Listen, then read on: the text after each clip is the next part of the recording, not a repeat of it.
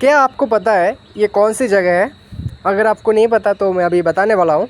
Actually ये है Chennai central के ठीक सामने। चेन्नई सेंट्रल जो रेल स्टेशन है ना, ठीक उसके सामने। अब जब चेन्नई के पार्क स्टेशन में उतरोगे और उससे जब आप सेंट्रल में जाओगे, क्योंकि सेंट्रल से ही तो हमारा ट्रेन जाता है पुणे, कश्मीर, कलकत्ता, आसाम, गुवाहाटी, जहाँ भी बोलो सेंट्रल से ही जाता है। तो ये जाने के लिए पहला जो मतलब सामने जो पड़ता है ना, वो बिल्डिंग है, वही है चेन्नई सेंट्रल। तो यही तक तो जानकारी। Thank you.